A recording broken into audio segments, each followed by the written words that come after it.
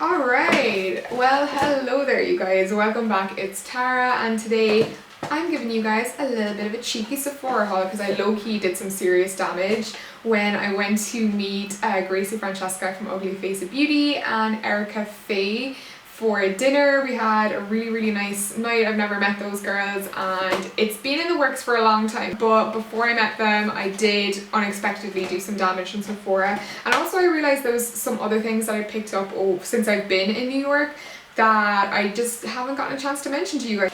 It's a haul, you guys know the drill by now, but yeah, I got a few things. Most of the things you can actually get in the UK, so don't feel like, you know, everything I'm going to show you guys is totally out of your reach. Plus Sephora does do reasonable shipping to the UK now, so if you're doing big orders, you can always get it that way. For example, for this product, I repurchased I was sent this and then I loved it so much that I had to buy it. I couldn't really live without it. It's the Anastasia Beverly Hills Brow Wiz. So this is just the little kind of waxy roll-up pencil, and I just love it, and I really didn't know how much I loved it until I ran out. I haven't had it for the last month, and honestly doing my brows with powder has just been the most annoying thing, and I hated them every single time. I'm sure you've all seen it before, but it just has a really nice spoolie on one end and then this sort of waxy roll-up pencil on the other. I went for the shade Ebony because my eyebrows are black, so I like to use something like a little bit lighter. This is like the second darkest shade I think they do, so it's kind of like a brown black, and it just fills in my brows so easily, so naturally. I've got big brows and I've kind of come to the realization, because I've chosen this style of brow, that I can never have that Instagram brow. When I got like the pomade and stuff like that, I really wanted that like really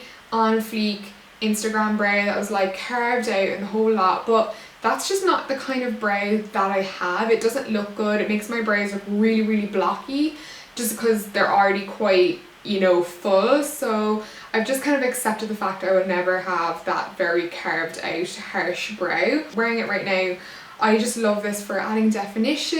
It just keeps the natural fullness of my brows without making it look like they were filled in. If you've been around and effing with me for a long time, you'll know that I used to rave and go on. Like when I love a product, like I shove it down your throats, I'm not gonna lie. But I went out this for like the last 6 months and my life just hasn't been the same. So I bit the bullet and bought it again. It's the Dr. Jarrett's BB Cream, the premium one. It's just such a beautiful freaking product, and they actually have it, I got the light, but they have it in medium dark now. So it's not like your standard BB cream, you know, when that whole phase came out. It's not like a light coverage like tinted moisturizer. It's not like that at all. It's more of the Korean, this is actually, I don't know, I think it did say it was a Korean product, but it's more of the Korean style of BB cream, where it kind of adapts, the color adapts to your skin, and it just gives the most beautiful veil of light coverage. If you've got good skin that's dry, this is such a beautiful product. I wear it to work every day. It just evens out my skin tone, but your skin really absorbs it, and it doesn't look like there's any product sitting on your skin. It takes blush and bronzer really nicely as well, and above all, like, obviously I love the finish and how it makes my skin look, but it feels and looks like expensive skincare. It is SPF 45 and it's really hydrating. It's got some crazy ingredients like snail slime. I know that sounds disgusting, but that's the only way I can kind of describe the texture. It has a slight like sliminess to it. It's weird, but you can also get it in Boots, and yeah, it is a little pricey, but it is amazing skincare as well. I mean, SPF 45, you know, premature aging ain't coming for me. Next up, I picked up, finally I bit the bullet and got a beauty blender, and yes, I did get the nude one because the logic in my head told me that I would look less dirty and that I would have to probably wash it less. I know, I'm one of those people. But yeah, I don't know, this month I feel like everyone is putting up videos. I'm looking at you, Sharon, saying that the beauty blender is just so much better than all the dupes, and up to now I've been using the Real Techniques sponge and I've been finding it fine, but everyone just says that this is on another level. So I'm going to be honest and get back to you guys and tell you whether I really genuinely notice a difference, because I have no problems with the other one, so I don't know how it can get much better, but I will get back to you on that. Ooh, I got a few more pencils. This I got a few months ago. I actually picked this up in Dublin, but they have it at all of the NYX stands, and it's the Wonder pencil, and it's basically supposed to be a concealing pencil, and I am so impressed with this. I got the lightest shade, the Claire, I think. The 01 Claire. It's described as like a concealing pencil, but to be honest, I would use it for anything but that. It's so much, like, I know, I just wouldn't fix a spot with this. It's not great for that, but what it is great for is highlighting, carving out areas if you wanted to put it under your brows. Because it's pointed in a pencil, you can be really precise with it. It's a beautiful, soft, kind of gel kind of consistency. It's very no, waxy. I think it's a bit more waxy. I use it to highlight my Cupid's bow almost every single day. You can use it on the inner corner, waterline. It's so good. It's just one of those like things. It's little, but it does a lot, and I would highly recommend it. I also picked up one of my favorite everyday lip liners, which I actually have on right now. It's, again, not a glam product at all, but it's one of those like, yes, you work, I need to repurchase you. This is like my 10th repurchase of this. Again, if you've been around a lot, you'll know I already like it, but luckily I ran out and they stock number 7 at some of the Duane Reads here in New York, so I was so excited when I saw this. They didn't have my super light foundation, unfortunately, which again is the foundation I have on now, and it's one of my favorites. But yeah, it's just a lip liner, and it's called Nude, and it's very much that. It's like a nude with a slightly peachy undertone. It's perfect for every day, and it basically, for me, just it's not great for like overlining your lips, but it's great just to fill in your natural lip shape for like an everyday wear. And I put it like all over the lips to mattify it slightly, and also just to neutralize my kind of natural pinky lips and give it more of a pretty kind of peachy nude color. So I love this, inexpensive, and it's a great product. Oh my god, I'm so annoyed. You can probably hear the background noise from my laptop. I just realized it's having one of those like motor fan attacks, and it's probably really loud, so if you can hear that in the background, I'm super sorry. But yeah, the last product I got was the Smashbox Shape Matters palette, and I picked this up. I broke my contour kit, my beloved sleek contour kit, and I went up to pick up the Shade and Light palette from Kat Von D,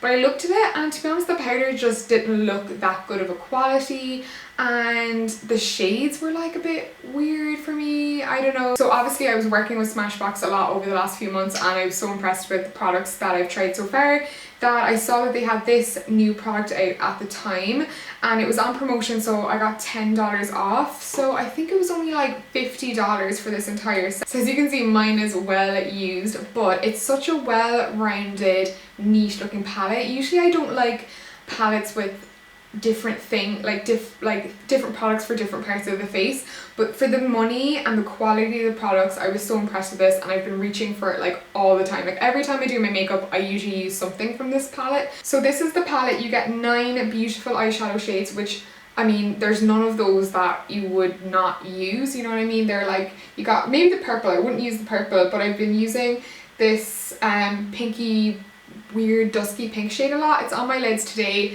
mixed with some of the contour. The contour shades are beautiful. There's a contour, which is a nice grey tone, a bronzer, which is lovely, a shimmery highlight, which is nice, but also a powder highlight slash setting powder.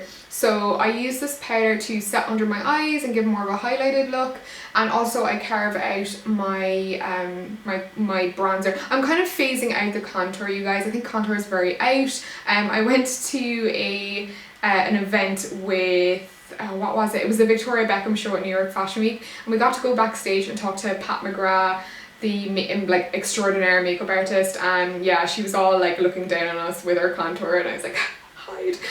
But yeah, it is kind of going out, and I've been trying to highlight a bit more, and I don't know, just maybe use bronzer a bit more. So that's the look I've gone for today, and I really like this as my setting powder. And then there's also 2 brow shades and a brow wax at the side there. So a very well-rounded palette. I don't know, you can just totally tell by looking at the products that they're good quality and well selected. So for a powder palette, I would highly rate this one. I think it's definitely worth the money. I think, I don't know, in pounds this is probably like 45 quid. Just nipping in here real quick because I forgot a product. What's new there? I always forget something. But I also bought the Clinique Take the Day Off Makeup Remover for lids, lashes and lips. It's a biphase one, so it kind of has that oil layer in it. They're the only kind of makeup removers that get my tough mascara off, my waterproof mascara. So I got this. I've been finding it really hard to find biphase or oil-based removers for the eyes in New York, so if you have any suggestions of cheaper things, let me know. But this wasn't too bad. It was $19 for the full size bottle. I tried the travel size first and I went back and got it. But if you are in the UK, the Garnier one, the biphase one from Garnier, is just as good. I just can't get my hands on it right now. That was it for my little Sephora haul. I hope you enjoyed our little chat. I am going to be doing more like sit down chatty videos like this, like I did before. And also with my channel, I feel like with the last 3 years I've been in uni and only managed to get like the big videos up, like the hauls and the lookbooks, but I want to start doing more like beauty bits here and there, and also more DIYs and all that kind of stuff that I used to do, and shorter videos as well. So if you have any suggestions, leave them in the comments below, and I will see you guys in the next video. Don't forget to subscribe.